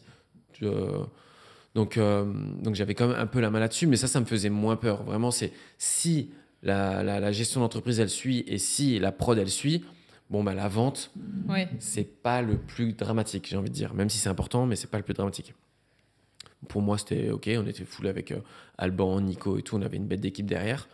Donc, pour moi, on partait. Surtout qu'on avait fait 2-3 pop-up au Galeries Lafayette à l'époque. Ouais. Ce qui m'avait dit, OK, on est capable de... On fournissait les deux magots, on fournissait le jardin de Presbourg. Donc, on commençait à rentrer dans les costes. Donc, on avait vraiment... on produisait. Donc, je dis, OK, on y va. Et c'est vrai que on commençait à être en rupture de place. Parce que même si c'était grand, Bien sûr. finalement, ça commençait à être un peu petit. Pour faire de la prod, ouais. Donc, on avait lancé exactement et prod et stock Economa, stock congèle, stock tout, bref. Et à ce moment-là, il y avait un local à côté d'une autre qui était vide, auquel le maire à Pantin, avec lequel le maire était venu déjà me chercher plusieurs fois en me disant j'adore ce que tu fais, fais-moi un truc à côté. Bref. Et jusqu'au moment où je me suis dit, là, ça commence à être vraiment trop dur dans le labo. C'est vrai que si on chope ce local-là, Ça va nous aider. on peut faire ce qu'il n'y a pas dans le quartier, c'est-à-dire un restaurant. Un lieu de mais aussi, restauration, ouais. on peut faire une petite cuisine et un laboratoire de viennoiserie, que je déporte ça à côté, que je me fasse une grande chambre froide. Ça évitera de payer, d'envoyer du congelé, je sais pas où, enfin bref, bien de sûr. maîtriser tout. Donc, sur papier, c'était plutôt pas mal. Donc, on a lancé tout ça. Donc, quand tu imagines, dans l'espace de 3 ans, tu as 2 boutiques en plus, un café, qui est complètement un autre métier. Et tout ça, en fait... Donc, toi, à ce moment-là, tu t'occupes pas, on va dire, de la partie finance et tout ça. Et Toujours pas. Et un jour... Non, mais alors, toujours pas. Mais je suis de loin, de près. Moi, du moment que lui, ça va, moi, ça va. Mais j'étais conscient. Hein, voilà, pour moi, il était là, il bossait tous les jours. Donc... il y a eu quelques fois, il m'avait alerté sur des trucs, donc je me suis dit, il m'alerte quand ça va pas, donc c'est, voilà. Bref, j'avais, mais même pas en tête. Je savais que ça allait être chaud, il me disait quand c'était chaud, quand il fallait tirer, quand il fallait prendre des décisions, quoi. Et puis après, il est arrivé quelques galères. Déjà, on sort de Covid, l'effet d'ouverture de nouvelles marques s'estompe un tout petit peu, forcément. Donc, peut-être on arrive, peut-être qu'à ce moment-là, un vrai... à ton plateau, ouais. Voilà. Alors qu'avant, on était largement au-dessus. Ouais. Et il se trouve que le café a mis beaucoup de temps, il nous a pris beaucoup d'argent parce qu'aujourd'hui, je peux le dire... Ça a plombé votre fonds de roulement, en fait. Ouais, et je peux le dire, aujourd'hui, c'était pas notre métier. On a voulu faire quelque chose. Il a voulu faire transparaître ce qu'il y avait dans nos boutiques, donc ces écrins qu'on faisait dans le restaurant à Pantin. Donc, ça nous a coûté une blinde. Ouais. Donc, pour un restaurant à Pantin, on a eu des crédits, mais phénoménal. Phénoménal. Avec un architecte très bien, Damien, mais en fait, en vrai, là-bas, on aurait dû prendre le local et faire comme tout le monde fait, peindre les murs bruts, enfin, ce que tout le monde fait et ce qui passe partout, en fait, avec les décos. Bref, ça, c'est toujours pareil, si. Sauf qu'à cette époque-là, on est encore dedans, maintenant, on a signé, il faut y aller, Les travaux avancent plutôt bien et tout, sauf que là, c'est EDF, les compteurs, il fallait passer du vert au jaune ou du jaune au vert, bref, je sais plus. Et ça a pris 9 mois de retard, 9 mois de non-rentrée d'argent. Avec les pâtisseries qui marchaient moins, avec la trésor qui était cramée dans la pâtisserie. Et puis là, on arrive en début 2023. Je ne sais plus la date exacte, mais bref, les premiers trimestres 2023, où un fournisseur m'appelle, me dit tiens Nico, tu peux voir avec William, il jouait tout le temps avec la trésor, ce qui est normal. Juste s'il peut régler avant que je puisse t'envoyer. Je dis, pas de problème, il agent dans le bureau. Et puis tu vois, c'est comme c'est un couple, hein, du coup tu l'as senti. Il m'a répondu pas comme d'habitude, donc je lui dis ok, donc je creuse un peu, qu'est-ce qui se passe et tout. Donc j'ai senti que ça allait pas, si ça va pas, on serre, qu'est-ce que tu as, dis-moi et tout. Et puis là j'ai vraiment senti que j'ai senti à l'époque, on se parlait pas de 10 000 euros, quoi. Non, c'est pas ça, j'ai senti que ça allait pas. Je savais pas, j'ai pas de notion de 10 000. Enfin, à cette époque-là, j'avais pas tout ça dans la tête. Pour moi, j'étais pâtissier, je faisais de la pâtisserie. Je peux même pas dire que j'étais entrepreneur à l'époque. Enfin, je me suis lancé dans l'entrepreneuriat, mais j'entreprenais, mais j'étais pas 100% d'entrepreneur. L'entrepreneur, c'était plus le risque que j'ai pris, en fait. Donc, donc j'ai la chance à ce moment-là d'avoir mon petit frère qui est comptable à l'époque, mais à 2 doigts d'être expert comptable. Je l'appelle, je dis Mathieu, tiens, je t'envoie le maximum que j'ai. Comme un client, tu peux me dire juste ce soir, enfin, je sais que tu peux pas analyser comme ça, mais juste fais-moi un update vite fait de tout ça. Puis il m'appelle le lendemain, il me dit bon, c'est pas catastrophique, mais il va falloir prendre des décisions rapides, parce qu'il y a le feu à la baraque. En fait, ton entreprise, elle est pas gérée du tout. Mais elle est pas gérée du tout. Il me dit je comprends pas. Lui, il connaissait William, il s'entendait bien et tout. Il dit voilà, il faut creuser plus, envoie-moi ça, demande-lui ça. Et là, bien forcément, je suis rentré dans le labo, dans le bureau, j'ai commencé à lui demander des choses. Lui, il s'est dit qu'est-ce qui lui arrive, il commence à me demander des trucs. Et forcément, forcément, tu veux savoir. Tu dis là, je commence à me mettre sur les comptes, à ouvrir les comptes tous les matins, à me rendre compte. Mais on se rend pas compte en fait sur une interface. Ça m'est arrivé. Hein. Moi, j'ai un truc à 6 chiffres qui a disparu des comptes. Non, mais au-delà de ça, tu peux avoir 20 000 euros sur ton compte, mais si tu dois 200 000 à tes fournisseurs. Ça n'apparaît pas sur les comptes. Voilà. Bien sûr. Donc, la trésor était basse, mais moi, j'avais pas notion. C'est lui qui avait tout ça. Alors, il peut me dire, mais tu savais très bien qu'on commandait, qu'on machin. Eh oui. Mais c'était pas ton rôle. Chacun son rôle. Dans ça, je veux pas aujourd'hui, mais à un moment, ici, il y a un fautif. Pour moi, je l'ai acquiescé, il y a un fautif. Je veux dire, moi, je suis toujours là aujourd'hui. Donc, bref, à cette époque-là, vraiment, alerte générale. La boutique, elle crame, quoi. Donc là, je commence à faire ma popote de mon côté. À ce moment-là, ça te brise? Non. Ou direct, tu te mets en mode warrior? Non, rien ne me brise. Quand même. Non, rien ne me brise. Je suis là aujourd'hui. Oui, non, mais il faut quand même encaisser, de se dire est-ce que je vais perdre tout ce que j'ai construit ces 3 dernières années. Oui, tu sais, tu penses pas à ça. Là aujourd'hui, c'est ok, il y a un problème, c'est quoi la solution? Je me dis pas qu'est-ce qui va m'arriver. Je me dis ok, où on en est, j'ai envie de savoir où on en est. Parce qu'avant de dire on va faire ça, ok, c'est quoi vraiment? C'est 100, 200, 300, 400, 500, c'est quoi en vrai? Parce que s'il me dit c'est 50, 50, mes frangins, on est 50, on arrête tout, on change les gâteaux. Je sais pas, j'en sais rien, on ferme une boutique, pas 15, bref. Sûr. Mais avant de faire quoi que ce soit, de paniquer ou quoi, c'est quoi? On en est où? Il a su te répondre à ça? Il avait conscience, lui? Non, même pas. Alors, je sais pas s'il avait conscience, mais je pense que c'était un espèce de déni. Je pense qu'il se cachait à lui-même. Enfin, en fait, il se le cachait tellement qu'il n'en parlait pas à personne, je pense. Et aujourd'hui, je pense vraiment, et je lui ai dit tout ça. Donc, à un moment, moi j'arrive pas à concevoir, on peut faire des erreurs dans l'entrepreneuriat, mais j'arrive pas à concevoir qu'on passe de 200 000 euros de trésor à 500 000 euros de dette. Sans avoir dit, putain, le mur, il arrive, on va rentrer dedans. Même si c'est possible. Hein. Enfin, je veux dire, j'allais pleine balle moi aussi. Hein. Mais je veux dire, et c'est moi qui m'en suis rendu compte. Donc, en gros, s'il n'y avait pas eu ça, ça aurait été encore pire, en fait. Donc, du coup, les étapes à ce moment-là, c'est... Les étapes, c'est, à l'époque, je sais rien. C'est le tribunal c'est de comprendre. qui vous... Non, c'est de comprendre ce qui se passe, qu'est-ce qu'on peut faire. Donc, d'essayer de m'entourer au plus vite, de savoir. Donc, c'est cessation de paiement. Déclarer ta société en cessation de paiement. Donc c'est vous qui faites cette déclaration. Ouais. C'est toi, en tant que t'as un devoir en tant qu'entrepreneur. C'est si tu vois que tu n'arrives plus à payer, tu dois te déclarer en cessation de paiement. Okay. À ce moment-là, tu déposes ton dossier au greffe, tu passes devant le tribunal, tu expliques ton cas, et eux te disent en gros, ok, on peut faire ça, tu peux venir avec une solution déjà, ils te la valident ou non. Merci. Nous, on a travaillé le truc.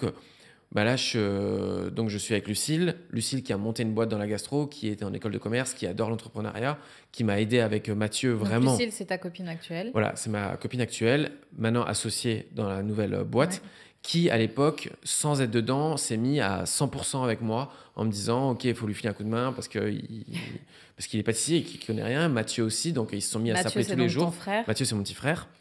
Ils se sont mis à s'appeler tous les jours. Elle a vraiment pris le dos en main et on a fait une espèce de calcul. Et à l'époque, il fallait fermer, il fallait couper.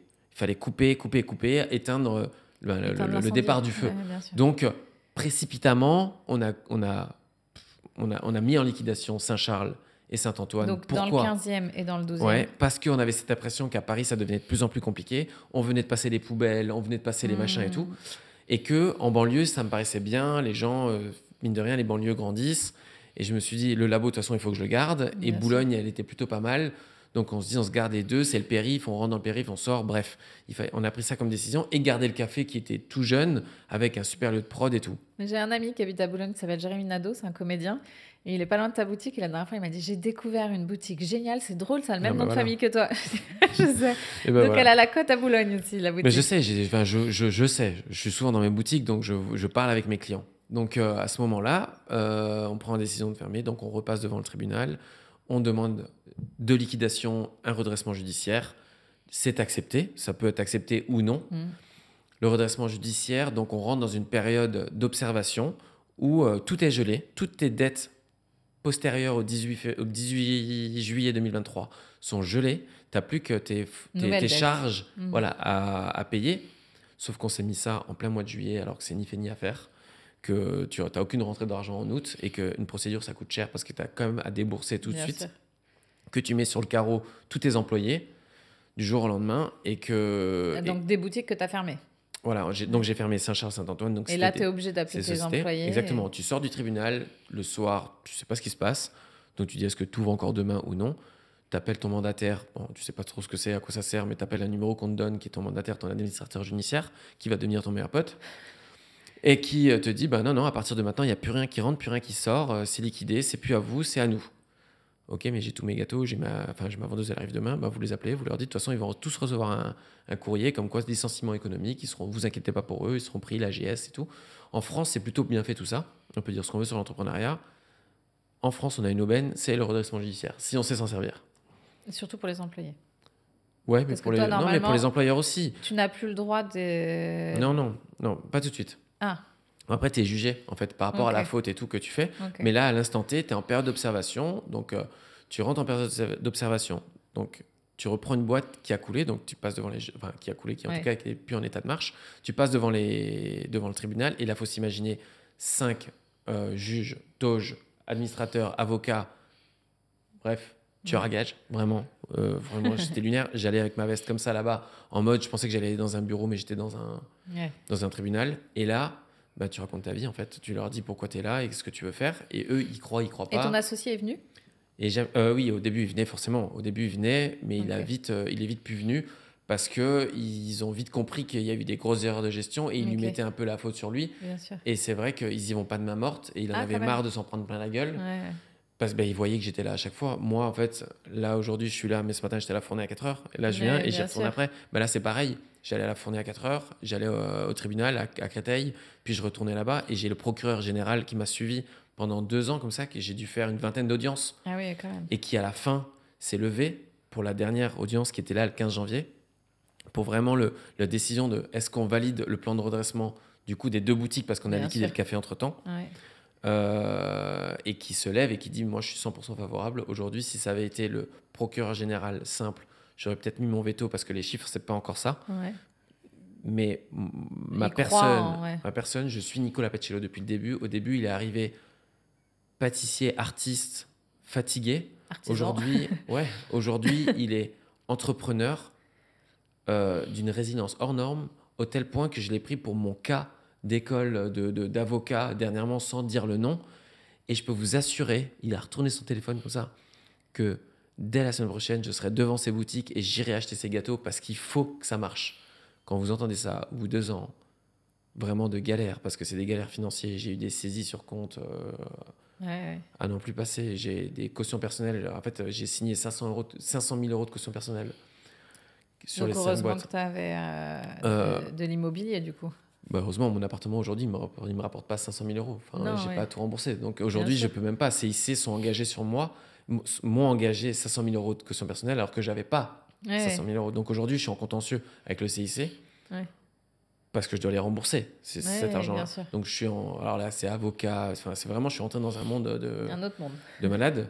Mais effectivement, donc il y a cette période d'observation qui est de normalement 6 mois, qui peut durer 12 mois et exceptionnellement 18 mois. Moi, bien sûr, elle a duré 18 mois, donc 18 mois où on est suivi par un administrateur qui te signe toutes tes factures. Ah Tu oui. peux pas valider un paiement Ah oui, sans ok. qu'il le signe. C'est-à-dire que j'appelle mon fournisseur de chocolat, je lui dis ce que je veux, il m'envoie le proforma, je la mets sur le truc, c'est signé 2 fois par semaine, je la renvoie au chocolat et là, il me renvoie donc les commandes A pour B, t'oublies. Ouais, À moins ouais. que tu aies un fournisseur, et j'en remercie quelques-uns, qui t'ont fait switchent confiance. ça, mais Ouais. au risque que je Que je les liquide du paye jour pas. au lendemain. Ouais, Non, bien sûr. et qui sont sur le carreau. Mais bref, on a trouvé des arrangements où moi, personnellement, je leur ai donné de l'argent de moi, personnellement, en titre de crédit, Bien ce sûr. qui permettait de De m'envoyer A continuer, pour B ouais. et je payais chaque facture. Ils accumulaient pas 2 factures. Bien sûr. Donc vraiment, il y a des fournisseurs que je remercie 1000 fois. Et de toute façon, si tu n'as pas tout ça, aujourd'hui, vraiment, tu peux pas.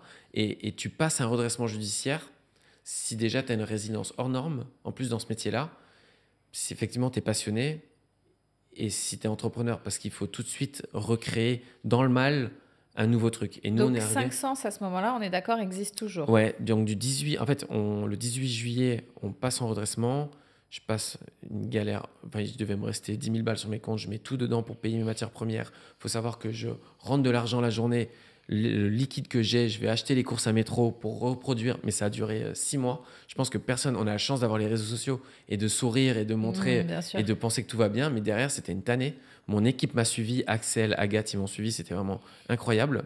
Du coup, Lucille, qui devient ton associée, prend ce rôle de gestionnaire. Sans être dans la boîte. Ah, sans ok. être dans la boîte à l'époque. Ok. Parce que rien n'est décidé. Mais prend le rôle. Moi, je comprends que William essaye de vendre ses parts. Ah, quand même. Bah, il a essayé de vendre ses parts Ok. avant même qu'on passe en redressement. Mais Oui, bon, oui. ça valait plus rien. C'est une société Ouais, qui vaut rien, en ouais, fait. ouais. Et même sans moi, en plus. Ouais, Donc moi, hors de question que quelqu'un reprenne ses parts, en fait. Je Oui, comprends bien que, sûr, en ouais. fait, ses parts ne valent plus rien. Donc un jour, je dis devant l'administrateur, mais en fait, elles valent rien, ces parts. Mm. Donc en vrai, je peux les reprendre. bien sûr. ouais. Ben, je donne, c'est 1 euro, je m'en fous. Ouais. L'administrateur me dit oui, dans les faits, oui. Dans les faits, mais il faut qu'il Mais- accepte. Non. Ouais, alors déjà, il faut qu'il accepte, mais de Ouais. toute façon, il va pas avoir trop le choix. Mais de deux, parce qu'il est engagé par un pacte d'associés qu'il n'a pas, ouais. il a pas le droit de bosser à côté. Ouais. Donc s'il sort pas, il peut pas. Bref, Bien sûr. au-delà de ça, j'ai perdu le fil. Donc, Lucille, à ce moment-là, ouais. elle t'aide. Ouais. Voilà. Non, et moi, je pige que je peux récupérer tout ça, moi. Mais l'administrateur me dit, oui, tu peux, mais tu peux pas faire son taf toute la journée. Il faisait Ouais. un taf. Ouais, bien sûr. Donc, ok, tu peux mettre de l'argent, mais tu vas pas réussir à faire tourner tout ça. Et là, je rentre à la maison et je dis à Lucille, à qui j'avais dit, on bossera jamais vraiment trop ensemble parce Ouais, que j'ai pas d'un envie que point ça de vue, merde. bien sûr, si jamais. Voilà. Je lui dis, écoute, il y a qu'une J'ai personne. déjà eu un divorce. Parce que à ce moment-là, c'est simple, il y a qu'une personne qui peut reprendre sa place. Elle connaissait tout Ouais, bien par sûr. cœur. C'est toi. Je t'oblige pas. Si tu veux, on fait 50-50, on reprend tout. Et on avait déjà lancé pas mal de choses et j'avais quelques idées derrière la tête. Elle m'a dit, j'attendais que tu me le demandes. Je te l'aurais pas demandé. Mais effectivement, oui, je suis même d'accord pour remettre de l'argent dedans parce que je crois en projet, je crois en toi, je crois en nous. Et du coup, et là, à ce moment-là, on a réactionné. Elle m'a dit, OK, mais si on fait Nicolas Paciello Pâtisserie. Ah, elle voulait plus de Ben, 500. et puis, de toute façon, même moi, Oui, si oui. tu veux, À un moment, il faut tout couper. Mais donc, tu as fermé ou tu as juste changé de nom de ta Au boîte? début, là, la raison sociale aujourd'hui de l'entreprise est encore 5 sens. Ok, Parce que d'accord. tout est tellement long, en fait, Oui, oui, bien sûr. que voilà. Mais les devantures Ouais, c'est sont Nicolas Nicolas Pacello Pacello, Pâtisserie. On a créé une holding qui s'appelle Nicolas Pacello Holding, ouais. dans laquelle on a mis les 2 boîtes dedans. Ah, Et, tu n'avais pas d'holding en plus à l'époque? non, on Vous n'avait pas aviez d'holding. Mais des... non, mais Ah enfin, ouais, ok. maintenant, mais tout le monde a halluciné. Ah oui, Vraiment, oui, tout le monde a oui. halluciné. Donc, c'est pour ça qu'aujourd'hui, il y avait un Donc, tu vrai pouvais pas problème. t'aider En fait, d'une c'est simple. entreprise à l'autre, quoi. C'est simple. Aujourd'hui, moi, ce que j'avais en pâtisserie, l'équipe que j'avais en pâtisserie, il aurait dû pas avoir la même, mais presque. Ouais, Parce ouais. qu'il y a autant de boulot Ah oui, dans oui, les oui, 2 oui, cas. bah, c'est sûr. Oui. Donc, et ça, je l'ai compris. Lucille est arrivée, Vous avez elle avait pas recruté? 30 ans, elle est arrivée dans ce bureau, elle a fait vider le bureau, elle a mis une comptable direct. Oui, oui. Mais enfin, ça me paraît tellement logique. Ouais. Mais bon, bref, parce qu'elle a dit, c'est pas moi qui vais faire les caisses toute la journée. Enfin, et on peut pas faire les caisses. C'est comme si moi, je faisais la pâte sucrée et... Ouais. non, mais en même temps, on peut pas. Donc, bref, elle a mis tout ça. Et puis là, on s'est mis go, on y va. Et on a recréé, rebrandé un peu tout ça. Et moi, j'ai eu Mais besoin... elle, du coup, elle est 100% dédiée maintenant ou elle a dû quitter parce qu'elle avait aussi ses propres Non. entreprises? Du coup, elle a monté sa boîte qui s'appelle M Pépite, donc Ouais. ce traiteur, qui m'a beaucoup aidé parce que je fournis M Ah, Pépite. ok. C'est un peu c'est ce qui a servi devant le juge parce que c'était notre premier partenaire qui Ok. nous a B2B, ça Ouais, bien sûr. beaucoup d'argent. Et du coup, on a fait tous les plans possibles. Est-ce que Pépite reprend, Ouais, machin, bien tout sûr. chouette. Ouais. Et au final, le mieux pour tout le monde, c'était que elle, aujourd'hui, elle gère Pépite, mais elle s'est dégagée du temps. Elle a un directeur général. Bref, Ouais. Pépite tourne. Elle est quand même dedans, mais elle est un peu à 50-50. Ouais. On va un peu remodeler un peu tout ça. Moi, j'ai continué à gérer. Je gère toute ma partie facture, virement, compte tous les jours, plus Instagram. Ah, ok. Par Bien contre, tu ne sûr. refais pas les mêmes erreurs. Même Bien si sûr. c'est ta compagne, Bien sûr, tu aujourd'hui, décides de... non, mais parce qu'en fait, mais que ce soit ta compagne, n'importe qui, aujourd'hui, s'il y a un truc à demander des récaps tous les mois, des comptes et des factures à T'as appris payer. de tes erreurs. Mais ouais, des bien sûr. factures à payer. Mm. Parce que ça, on ne le sait pas. Mais c'est arrivé à tout le monde. Pierre Hermé, Benoît Castel, c'est arrivé à tout le monde. Bien sûr, On bien devrait sûr. écrire un truc là-dessus, on ferait un best-seller. Vraiment.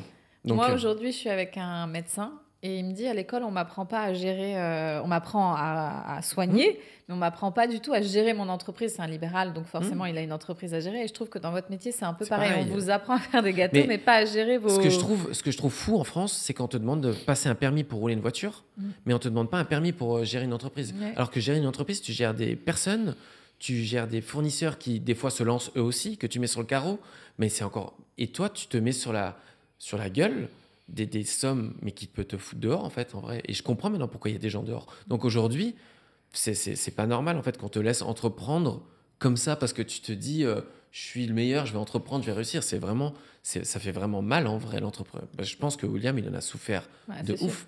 sûr. Tu sais ce qu'il est devenu? Non, enfin, non, pas du tout. En vrai, tu sais, il y a un moment, j'ai voulu couper parce que j'étais concentré, une fois de plus, dans ma tâche, que j'avais quand même une rancune vraiment forte contre Bien lui, sûr. qu'aujourd'hui je l'ai toujours, parce que j'y arrive toujours pas à comprendre pourquoi il y Comment a on en est autant. arrivé là? Parce qu'il y a un moment, j'ai voulu sonner l'alarme. Même quand on s'est mis en redressement, on aurait dû prendre un avocat. Je lui ai dit, on prend un avocat. Il m'a dit, non, ça va nous engendrer encore plus de frais, patati patata. Mais cet avocat, il aurait tout changé. Bon, bref, si. Mais aujourd'hui, genre, vraiment, ça a fait mal. Ces 2 dernières années, ça m'a fait mal. Mais Parce tu que te fais plus confiance maintenant. Donc, quand tu décides quelque chose, ou tu es encore dans l'écoute des gens qui t'entourent. non, il faut être entouré, il faut écouter. Maintenant, effectivement, je sais prendre. Maintenant, je suis encore plus dur dans les. Mais une fois de plus, dans ces métiers, dans ce que je faisais de la création et mon plaisir, c'était ça. Pierre Hermé était en redressement 4 ans, tout à l'époque avec Delarue. Donc quand vous savez, tu sais, tu rentres dans un club quand tu es en redressement. Non, mais vraiment, t'as tes pairs, ils te tapent sur l'épaule, ils te disent ça va. C'est plus le ça va tes gâteaux, c'est ça va t'en chies un peu. Et du coup, tu te rends compte qu'en fait, ils sont tous dans le même bateau. En fait, on est tous dans le même bateau. Et Pierre Hermé, je discutais avec lui, il parle pas beaucoup, mais ce qu'il parle, il m'a dit, ça va être tes années les plus dures. Ça va être vraiment les années les plus dures. Vraiment, je sais même pas comment j'en suis sorti. Ça a duré 4 ans. Il me dit, mais quand tu vas sortir de là, tout sera facile.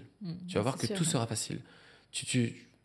Tellement que tu vas te remettre à entreprendre. Mais surtout, là, dans cette période difficile, n'oublie pas de créer, il m'a dit. Parce que ce qu'on vient chercher, c'est toi. Et tu vas tellement avoir peur de dépenser de l'argent que tu vas plus créer de moule, que tu vas plus aller chercher un producteur un peu plus cher que l'autre, que tu vas couper tous tes coûts. Mais ce qui t'a coûté cher, c'est pas tes gâteaux. C'est ta mauvaise gestion de ta boîte et du coup, toute cette procédure qui coûte une blinde, en fait. Donc, n'oublie pas ça et tu passeras. Et là, dernièrement, il m'appelle, il m'invite, je pars en Corse avec lui. Enfin, c'est un truc de fou, vraiment, c'est un truc de fou. Mais aujourd'hui, je sors un peu la tête de l'eau. On a sorti une super marque. J'en suis, mais c'est pour ça que dans tout ça, Il y a quand même quelque chose de je beau regrette quand on est rien. sorti, bien sûr. Ça va se faire mal, bien sûr. J'ai déjà Lucille qui accepte tout ça. C'est-à-dire qu'aujourd'hui, Elle accepte ton j'ai- rythme horaire, elle accepte ta passion. et j'ai Et en et j'ai plus- plus de thunes. Oui, bien Et sûr. aujourd'hui, j'ai 40 ans. Je veux fonder une famille, Bien mais sûr. tu pars avec 100 000 de dettes. Non, mais Mhm. donc tu vas payer tous les mois 500 balles ou 200, ou bah, je sais pas quoi, toute ta vie, alors que cet argent, tu peux le mettre ailleurs, tu vois. Mhm. Donc bref, c'est bien sûr Mais que je vais... Lucille est plus jeune, toi tu pourras toujours avoir des Non, mais- enfants. Non, mais même si... Non, mais je parle pas de Lucille, là, je parle de moi. Oui, mais Tu vois. Oui. là tu te Non, verrais mais faut en dehors absorber. de l'argent. Là aujourd'hui tu te sentirais vraiment prêt à être Ouais, papa, quoi. ouais. Mais même avec tout ça, hein, demain, elle me dit je suis enceinte, je dis oh, ok, on y va, Go, parce que ouais. ça me fait plus peur. Ouais. En fait, aujourd'hui, l'argent ne me fait plus peur. C'est-à-dire que pour moi, c'est des chiffres. Mais c'est ce que j'ai dit au tribunal, vous m'enlèverez pas ce que j'ai dans les mains. Parce que de l'argent, je peux en faire tous les jours.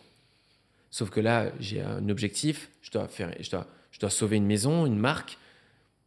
Mais si vous me fermez ça, ben, je vais me prendre une place dans un hôtel, je Bien reprends sûr, 5000 bien sûr, nets, bien sûr. et puis hop, c'est reparti. C'est pas ce que je veux. Je pense qu'au fond de moi, je suis entrepreneur. J'apprends petit à petit. Il y en a qui vont plus vite que moi, il y en a qui vont moins vite que moi. Aujourd'hui, j'avance. Aujourd'hui tu peux plus te sortir de salaire. Si, c'était même. la, si, si, C'était la condition. c'était la Ok. condition. J'ai pas le choix. Oui, J'ai oui, pas le bien choix. sûr. Mais le minimum. Aujourd'hui, Oui, je suis à bien sûr. 2005. Oui, bien sûr. Donc, je paye mon loyer. Alors après, il y a Lucille. Bien sûr, j'ai ma petite entreprise à côté. Je signe quelques collabs qui m'aident. Et j'ai là aussi des marques qui m'ont aidé en sachant dans le truc dans lequel j'étais. Donc, tout ça en fait que je suis encore là aujourd'hui. Et puis, j'ai cette force. Aujourd'hui, j'ai des gens Mais qui t'as me une disent... résilience hors norme. Aujourd'hui, il y a des gens qui me disent, quand je raconte ça, ils me croient pas en fait, parce qu'ils me disent, mais c'est pas possible, on te voit sur Insta, on te voit partout. Je dis, en fait, je vis dans deux mondes aujourd'hui, c'est que j'arrive à faire tout ça, à montrer, et derrière, vraiment, il y a des soirs où je rentre, pas plus tard qu'avant-hier, j'ai une saisie de 18 000 sur mon compte de la manufacture. De Parce ton que compte Malakoff s'est perso pas payé, parce que j'ai pas Ton vu. compte perso ou Non, entreprise? bah, compte perso, ils peuvent y aller. Ah oui. Non, mais quand même. entreprise, Ah oui, tu c'est fais un que- tout petit peu de trésor et t'arrives. Là, hier matin, tu veux payer un petit paiement, ça passe pas. Tu vas voir sur le compte, saisie, t'appelles la banque, ouais, bah, il y a une facture qui n'est pas passée de 1000, bah, ils te saisissent tout. Jusqu'à temps que tu repayes et tout. Donc, ça, une semaine, t'as pas de trésor. ok. Ah ouais. Et en redressement, tu peux pas. C'est bloqué, tu peux pas aller dans le rouge. Et Oui, tant oui, mieux. bien sûr. oui. Et tant mieux. Mais voilà, en tout cas, Ah oui, donc oui. aujourd'hui, c'est une grosse c'est gestion, lunaire. Donc, tu arrives, t'as plus de vanille. Ton flan vanille cartonne, t'as plus de vanille, t'as plus de sous. Faut que tu claques 500 balles. Tu fais comment? Bah, tu fais comment? Bah, soit tu payes toi de ta poche et tu dis, tu C'est pour prends ça une que note tu de dis- frais. Ah oui, oui. Aujourd'hui, j'ai Enfin, une tu le mets en enveloppe. compte courant d'associé. Ouais, C'est des lignes enfin, comptables, en gros. Ouais, oui, je sais, mais des comptes courants associés, enfin, oui, mais c'est pour une somme à 500 balles là tout de suite. Enfin, tu peux pas appeler et te dire, je fais 500 euros enfin, oui, mais alors, ok, mais si t'as pas d'argent sur la société. Non, en perso, tu vas avancer l'argent et Oui. après, ça te devient une ligne. D'accord. T'es pas Comme- obligé, oui, t'es pas mais- obligé que ta société te rembourse tout de suite. Oui, bah, comme une note de frais, en soi. Oui, enfin, la note de frais, il faut qu'elle soit plus régulière. Ton compte d'associé, il peut durer 5 Ouais, ans. Tu peux mais- pas avoir mais une là, note de l'idée- frais qui date oui, d'il y a 5 mais ans. là, l'idée, moi, c'est de récupérer rapidement. Ah, ok. Parce que enfin, moi, j'arrive pareil, à mettre 3000 balles sur mon compte, bah, j'y reclaque. C'est là où aujourd'hui, Ouais. je suis dans une phase où dans ma tête, l'argent me fait pas peur, j'ai pas besoin d'argent. Effectivement, j'ai un appart, si demain ça va pas, je le vends. Mais quoique, il est hypothéqué 4 fois. Donc, même si je le vends, c'est eux Ouais. qui se servent. Mais Ah oui, toi, aujourd'hui, tu vends l'appart, tu ne toucherais plus rien. du non, coup. c'est eux qui se servent d'abord. Donc, oui. je peux pas vendre l'appart. Donc, c'est vraiment un truc de fou. Et tous les soirs, tu rentres, tous les soirs, tu as des lettres d'huissier. Il faut que tu ailles péter au schnock, chercher des trucs, te justifier constamment. En fait, tu es le vieux canard qui fait que de la merde, alors que tu fais que ton boulot depuis un certain temps. Donc, tu avances. C'est vraiment. Il faut. Pour tenir ça, il faut vraiment être passionné et avoir des valeurs intimement fortes. C'est Parce sûr. que faut être bien entouré. J'ai la chance d'avoir une famille qui m'a soutenu.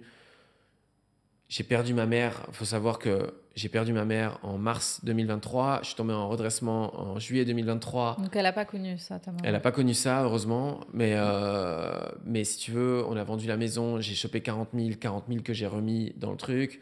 Mes frangins m'ont filé 15 000 chacun pour... Non, mais c'était lunaire. Et quand tu commences à devoir de l'argent à des proches, ça, c'est pire que tout, en fait. Enfin, tes Donc, frères, j'imagine qu'ils te disent pas, tu me non, le mais ils dois. n'ont même pas réfléchi. Ils ont même pas bien réfléchi. sûr. Mais puis moi, de toute façon, je devais avoir une somme d'ailleurs. Je l'aurais rendue au plus vite possible. Mais c'est pas ça le problème. Moi non plus, je réfléchirais pas. C'est toi, personnellement, tu te dis là, tu commences à voir si... Et si tu peux pas leur rembourser, ils ont peut-être Bien aussi, sûr. tu sais Oui, pas en fait, oui, leur propre, tu sais pas les gens comment ils. Bref. Et là, tu as cette base-là, tu as Lucille. Donc Lucille décide de remettre encore de l'argent. Là, tu te dis, moi, tu n'as pas le choix que de remettre le réveil à 3 heures tous les matins et te dire, moi, ma plus-value, c'est ça. Donc j'y vais, je refais ce que je sais faire. Donc il faut que je fasse des créas, il faut que je me fasse voir, faut que. Bien sûr. Et puis je suis encore là aujourd'hui. Et l'avocate que j'ai prise l'année dernière, que j'ai prise l'année dernière en juillet, 10 jours avant une audience qui était. Donc Ça a changé ta vie. c'est Benoît Castel que j'ai croisé, qui m'a donné son avocate parce que lui aussi il a vécu un enfer. Je suis tombé sur Isaline Poux, mon ange gardien. Non, mais qui a joué son rôle d'avocate, qui est spécialisé là-dedans et qui du coup a fait en sorte que qu'on ait ces 6 mois supplémentaires encore, donc ces 18 mois pour vraiment prouver tout ce plan qu'on a fait. Mais t'imagines la trésor qu'on a fait du packaging, on a fait de l'enseigne, on a fait... Ouais, c'est dur, hein. Ouais. Donc, tu mets 35 000 de packaging, et fournisseur de packaging, Maxime, que je remercie 1000 fois, qui te fait confiance, mais qui sait qu'il s'avance sur 35 000 peut-être à perte. Ouais. Au risque de perdre. Donc, on s'appelle tous les jours. Et là, tu apprends à communiquer et à donner signe de vie aux gens, parce que c'est ça le pire. Bien sûr. Donc, et aujourd'hui, mais on a réussi à faire un truc qui, les Galeries Lafayette, dès qu'on a... En fait, on a fermé le 5 août 2023, on a réouvert en septembre, non, 2024, on a réouvert en septembre avec la nouvelle façade, nouvelle boutique, nouvelle vitrine, nouveau gâteau, en 3 semaines. La fromagère en face, elle est venue, elle a toqué, elle a dit, elle me dit, mais toute ton histoire, t'as fait quoi pendant les vacances? Je dis, mais j'ai pas arrêté, meuf, mais sauf que moi je bricole. Ouais. Donc c'est moi qui ai tout fait. Parce que tu peux pas en fait. Au bout d'un moment, la vitrine, tu sors 15 000, mais tu peux pas 15 000 en fait. Donc t'en cherches sur le bon coin, tu vas le chercher à l'autre bout de la France. Et en fait, quand tu veux, tu peux même faire du bon en fait. Enfin, du bien. Mais ça demande vraiment beaucoup d'énergie.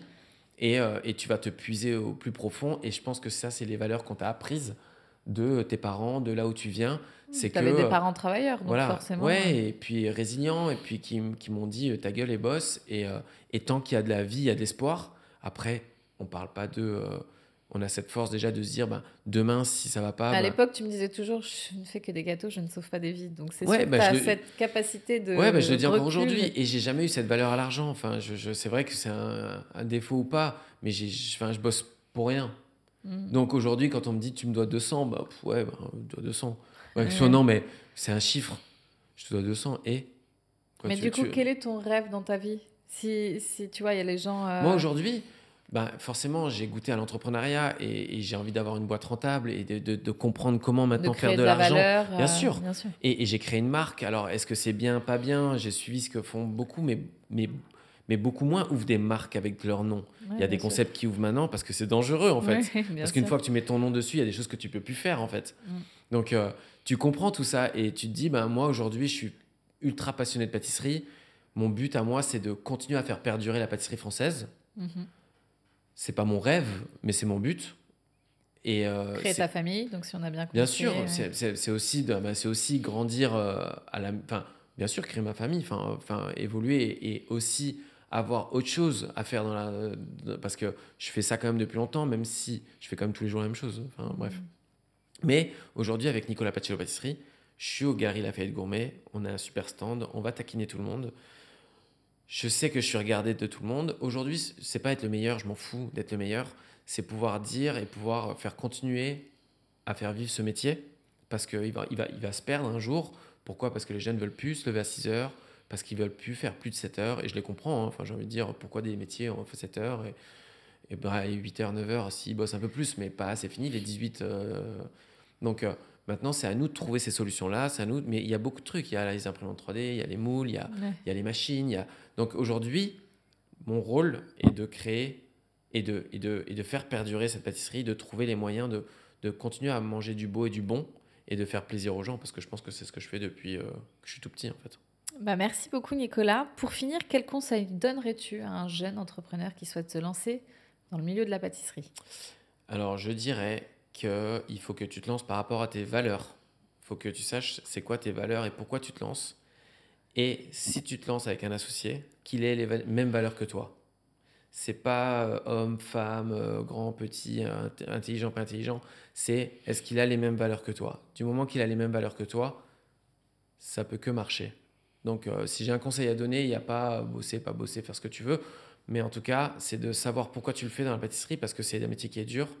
Donc, savoir, une fois de plus, je redis, mais les valeurs, ce qui amène ta passion et après qui te permet de faire ce que tu as envie de faire.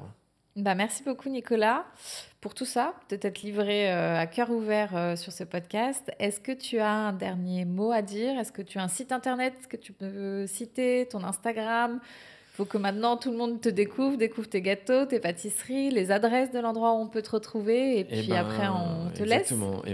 Il y a un site Nicolas Paciello Pâtisserie. Il faut absolument aller acheter des gâteaux là-bas. C'est hyper important pour ma survie. Pour ma survie. Quel gâteau tu recommandes? Alors, aujourd'hui, j'ai créé une gamme de mini-M que j'ai appelé les mini-M, qui sont des petits cakes. Parce que ma carrière, ma vie est fondée sur le cake marbré. Mon logo représente le cake marbré. Et que j'ai fait des cakes marbrés avec ma mère quand j'étais petit. Donc, j'ai fait une réglette de mini-M. Donc, ce sont des petits marbrés qui voyagent, qui sont de différents parfums et qui font un carton plein. J'en vends des milliers au Galeries Lafayette. Et je pense que ça va faire du bruit. Il faut les goûter. C'est trop gourmand pour les grands, les petits. Foncez. Canon. Et tes pâtisseries, du coup, les adresses? Donc, 50 boulevard Jean Jaurès à Boulogne-Billancourt. Et 16 rue Méhul à Pantin, église de Pantin, petit quartier sympa, fromagère en face, boulanger. Super, merci beaucoup Nicolas. De rien, avec plaisir.